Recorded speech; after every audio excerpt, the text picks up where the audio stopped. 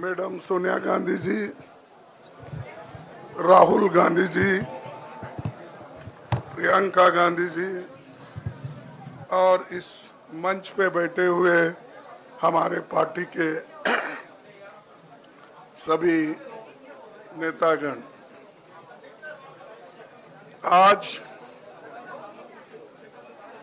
जो देश में चुनाव के रिजल्ट आए हैं, ये मैं तो पहले कहूंगा, ये जो रिजल्ट है जनता की रिजल्ट है और ये जनता की जीत है और लोकतंत्र की जीत है। हम पहले से यही कह रहे थे कि ये लड़ाई हमारी मोदी वर्सेस जनता है, लोग हैं। तो 18वीं लोकसभा के चुनाव में हम विनम्रता से जनमत को स्वीकार करते हैं। इस बार जनता ने किसी एक दल को पूर्ण बहुमत नहीं दिया, खासकर सत्ताधारी दल भाजपा ने एक व्यक्ति, एक चेहरे के नाम पर वोट मांगा। अब ये स्पष्ट हो गया है कि ये मैंडेट मोदी जी के खिलाफ गया है। ये उनकी राजनीतिक और नैतिक हार है। जो व्यक्ति बार बार अपने नाम से ही हर जगह वोट मांगते थे, उनकी ये बहुत बड़ी हार है और नैतिक दृष्टि से ये तो उनको बहुत बड़ा नुकसान हुआ है। आप जानते हैं कि कांग्रेस पार्टी और हमारे इंडिया गठबंधन से बहुत प्रतिकूल माहौल में चुनाव लड़ा। सरकारी मशीनरी ने कदम कदम पर अवरोध डाला, बैंक खाते सीज करने से लेकर तमाम नेताओं के खिलाफ अभियान चलाया। फिर भी शुरू से आखिर तक कांग्रेस पार्टी का कैंपेन सकारात्मक था, पॉजिटिव था। हमने महंगाई, बेरोजगारी, किसानों और मजदूरों की बदहाली और संविधान संस्थाओं का दुरुपयोग जैसे विषयों को केंद्रीय मुद्दा बनाकर हम जनता के सामने गए थे। इन मुद्दों पर बड़ी संख्या में लोग हमसे जुड़े, हमारा समर्थन किया। प्रधानमंत्री ने जिस तरह का कैंपेन किया, वो इतिहास में लंबे समय तक याद रखा जाएगा। कांग्रेस के घोषणा पत्र के बारे में मोदी जी ने जो झूठ फैलाया, जनता ने उसे समझ लिया। मैं इस मौके पर कहना चाहूंगा कि श्री राहुल गांधी जी की दोनों यात्राएं, भारत जोड़ो यात्रा और भारत जोड़ो न्याय यात्रा के दौरान लाखों करोड़ों लोगों को मिलना, लोगों की समस्याओं को सुनना और आगे चलकर उन समस्याओं का हल ढूंढना हमारे कैंपेन का आधार बना। हमने इसी को 5 न्याय और 25 गारंटी का नाम दिया और इसी के आधार पर हमने गारंटी कार्ड बनाया। हमारे कार्यकर्ता उसे लेकर घर घर पहुंचे और लोगों को संपर्क करें। इसके अलावा जो एक महत्वपूर्ण बात है, वो भाजपा नेतृत्व की अहंकार की वजह से हुई।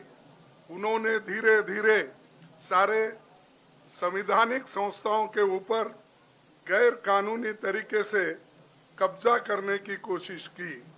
फिर इनका उपयोग विरोधी दल के खिलाफ करने लगे। जो दब गया उसे दबा के अपने तरफ लिया, जो नहीं दबे उसकी पार्टी को तोड़ दिया, नहीं तो फिर जेल में डाल दिया। लोगों को ये विश्वास हो गया था कि मोदी जी को एक मौका और मिला तो अगला हमला संविधान पर सीधा होगा और लोकतंत्र पर होगा। इसीलिए लोगों को इसके प्रमाण नए संसद सत्र के साथ ही दिखेंगे। खुशी इस बात की है कि भाजपा इस षड्यंत्र में अब सफल नहीं हो पाएगी। मैं इस अवसर पर सीपीपी चेयरपर्सन श्रीमती सोनिया गांधी जी, हमारे लोकप्रिय नेता राहुल गांधी जी, प्रियंका गांधी जी का विशेष मैं धन्यवाद करना चाहता हूं। और इन्होंने दिन रात बराबरी से पूरे देश में कैंपेन किया और हमें एक मजबूत स्थिति में पहुंचाने के लिए भारी मदद इन्होंने की। और मैं ये कहूँगा कि इनके वजह से हमको बहुत बड़ा प्रोत्साहन देश में मिला और आज ये स्थिति जो बनी है उनके वजह से बनी। और हमारे करोड़ों कार्यकर्ता जो है देश में, उन्होंने भी हमारा साथ दिया, इसीलिए मैं बहुत बहुत उनको धन्यवाद देता हूं। आखिर मैं इंडिया गठबंधन के अपने सभी साथियों और शुभचिंतकों का धन्यवाद करता हूं। सभी एक साथ मिलकर एक स्वर में रहे, सभी ने मिलकर प्रचार किया और एक दूसरे की मदद की। हमारे हजारों लाखों कार्यकर्ताओं ने अच्छे तालमेल के साथ काम किया। आप सभी का धन्यवाद। अभी हमारी लड़ाई अंजाम तक नहीं पहुंची है। हम सबको आने वाले दिनों में इसी तरह लोगों के अधिकारों के लिए, संविधान की रक्षा के लिए, लोकतंत्र के बचाव के लिए, देश की तरक्की के लिए, सीमाओं पर सुरक्षा के लिए लड़ते रहना चाहेंगे।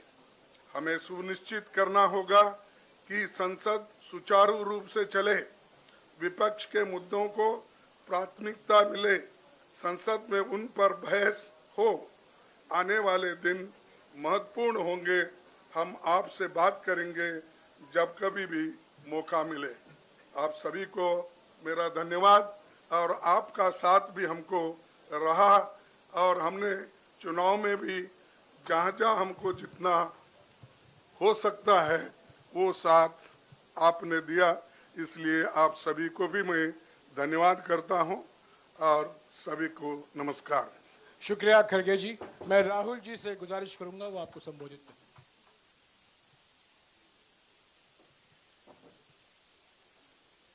नहीं, खड़गे जी आपने बड़ी सही बात बोली। जहां तक आप हमारी मदद कर सकते थे उसी लेवल तक मदद की। देखिए,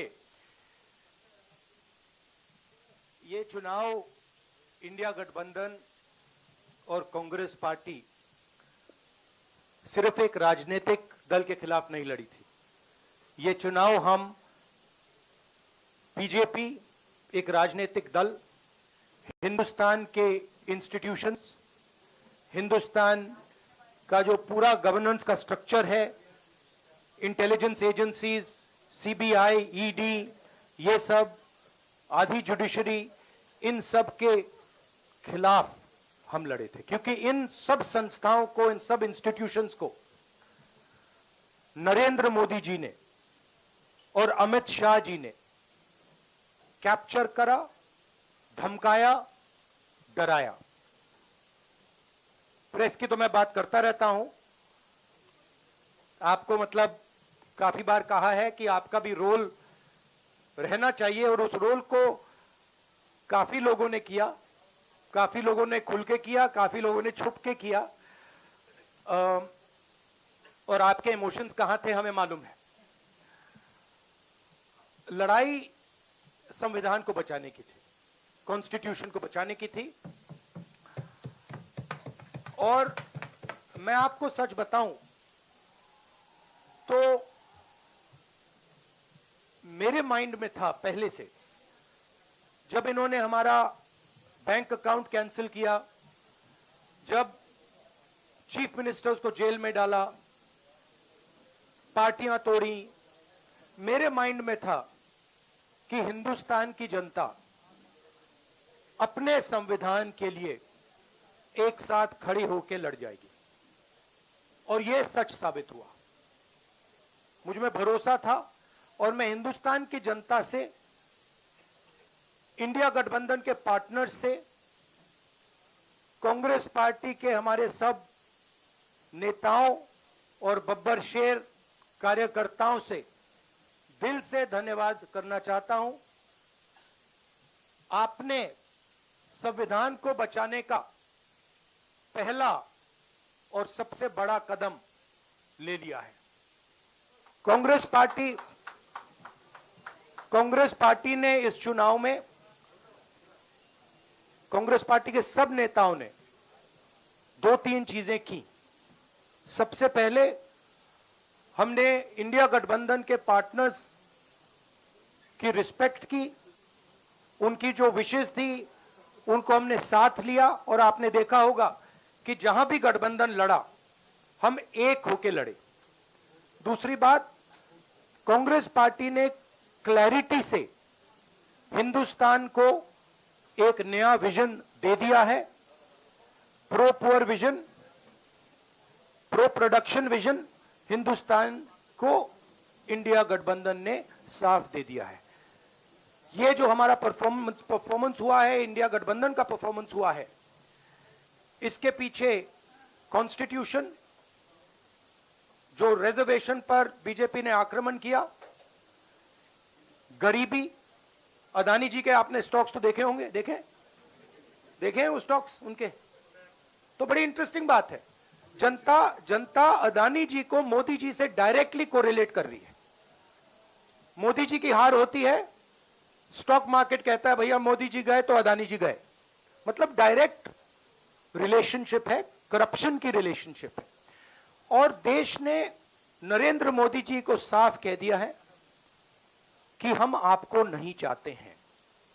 and this is the main thing that this election has said. The country has unanimously and clearly stated, we do not want Mr. Narendra Modi and Mr. Amit Shah to be involved in the running of this country. We do not like the way they have run this country. We do not appreciate the way they have attacked the constitution. We do not appreciate the way they have run this country for the last 10 years. So that is a huge message to Mr. Narendra Modi. I'd like to thank everybody who has participated in this election. I am extremely proud of the people of India. I'm extremely proud of the people who have resisted this onslaught on the constitution. और अंत में मैं आपको कह दूं कि इसको बचाने का काम हिंदुस्तान के सबसे गरीब लोगों ने किया है। सबसे गरीब लोगों ने किया है, मजदूरों ने किया है, किसानों ने किया है, दलितों ने किया है, आदिवासियों ने किया है, पिछड़ों ने किया है। इन लोगों ने इस कॉन्स्टिट्यूशन को बचाया है। इस कॉन्स्टिट्यूशन, ये कॉन्स्टिट्यूशन देश की आवाज है। बहुत सारे लोग ने इसको नहीं बचाया, चुप रह गए थे, मगर हिंदुस्तान के सबसे गरीब लोग, सबसे कमजोर लोग खड़े हो गए और उन्होंने इस कॉन्स्टिट्यूशन को बचाया। मैं उनका धन्यवाद करना चाहता हूं, उनसे कहना चाहता हूं कि कांग्रेस पार्टी आपके साथ खड़ी है। जो हमने आपको वायदे किए थे, हम वो वायदे आपके लिए पूरे करेंगे। जाति जनगणना, महालक्ष्मी, ये हमारे वायदे हैं। धन्यवाद। शुक्रिया राहुल जी। अभी 3-4 सवाल सिर्फ हम लेंगे। एक मिनट प्लीज, एक मिनट, शांत हो जाइए प्लीज, शांत हो जाइए प्लीज, शांत हो जाइए, 1 मिनट शांत हो जाइए।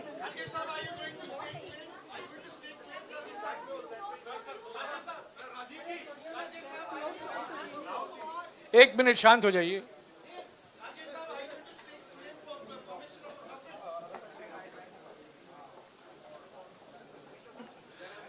एक मिनट, खड़गे जी और राहुल जी आपका 4-5 सवाल लेंगे। संजीव, हाँ जी, 1 मिनट, एक एक करके चिल्लाइएगा मत प्लीज, चिल्लाइएगा मत। हाँ Sanjeev. Rahul ji, although the NDA has emerged as, they are getting the majority, but some of its partners have been your partners in the past, including the TDP and the JDU. So have you decided to sit in the opposition, or there are chances of government formation by the India government? We, as we have said earlier, we're going to have a meeting with our partners, the India alliance partners. I believe that meeting is tomorrow, and these questions will be raised there, and they will be answered there. We respect our alliance partners, and we are not going to make statements in the press without asking them their opinion.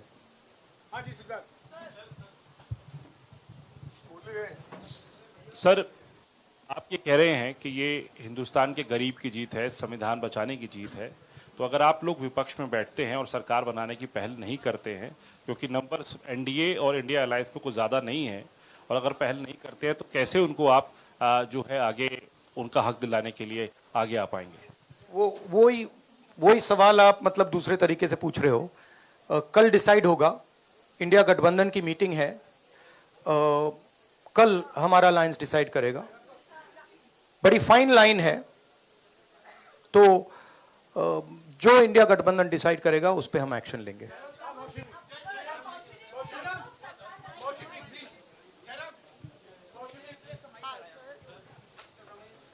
Sir, Kharge साहब भी आपसे पूछना चाहते थे कि यहाँ पे BJP में जश्न हो रहा है और उनके हिसाब से एनडीए को मेजॉरिटी मार्क से ऊपर मिला है, तो एनडीए सरकार बना रही है। तो यहाँ पे क्या आपको लगता है कि आपने कहा नैतिक आधार पे प्रधानमंत्री नरेंद्र मोदी को नहीं बने रहना चाहिए, क्या आपको लगता है कि बीजेपी में भी खेमेबंदी होगी इसको लेके, और क्या खुद नरेंद्र मोदी को ये फैसला लेना चाहिए? देखिए, अभी राहुल गांधी जी ने आपके सामने स्पष्ट किया, जब तक हम अपने अलायंस पार्टनर से बात नहीं करेंगे और जो नए पार्टनर हमको जुड़ने वाले हैं उनसे भी किस तरीके से हम बात करके अपने को मेजॉरिटी बना सकते हैं वो देखेंगे। सारे स्ट्रैटेजीज अगर यही मैं बोलूँगा फिर मोदी जी होशियार हो जाएंगे, इसलिए हाँ, जयराम जी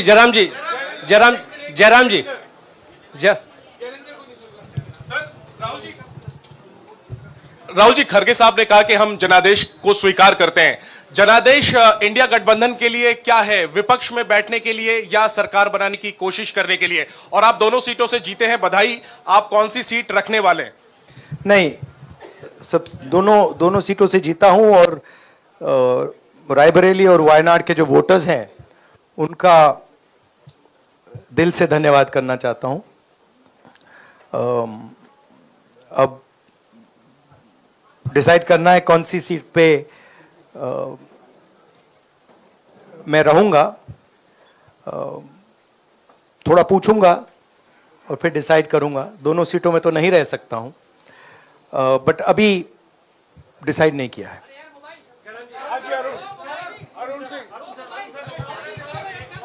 राहुल जी, भारत जोड़ो यात्रा के लिए जब आप निकले थे तब से लेके अब तक काफी लंबी यात्रा रही, काफी बीच में उतार चढ़ाव आए। अब 100 का आंकड़ा आपने छुआ है। 2009 में जब इसी तरह का मैंडेट आया था तो पार्टी के अंदर दो राय थी, एक हम विपक्ष में रहें, पार्टी मजबूत करें, या सरकार के साथ जाएं। आप सरकार के 2009 में 2009 में हाँ नहीं, 2009 में तो क्या बात नहीं 2009 में दोबारा जब बहुमत मिला था तब एक राय थी कि आप विपक्ष की पॉलिटिक्स करके पार्टी को मजबूत करें। ऐसी कोई राय नहीं थी, आपकी रॉन्ग इन्फॉर्मेशन। अब मैं पूछ रहा हूं, अब आपसे पूछ रहा हूं, दो चीज है। ये जो मैंडेट मिला है, आप अपोजिशन में रह के आप और पार्टी मजबूत करना चाहते हैं या सरकार बनाना चाहते हैं? आप चाहते क्या है? नहीं, देखिए, हम एक कोalition के भाग हैं, ठीक है। कांग्रेस पार्टी है, बाकी पार्टियां हैं, और उनके साथ अभी हमारा डिस्कशन नहीं हुआ है। हमने, भैया शांत हो जाए, हमने उनसे कहा था, इंडिया पार्टनर से कहा था कि चुनाव के बाद 5 तारीख को हमारी मीटिंग होगी और उस मीटिंग में हम ये जो सवाल है इसको डिसाइड करेंगे। तो सचमुच में इस सवाल का जवाब आज हमारे पास है नहीं, कल होगा।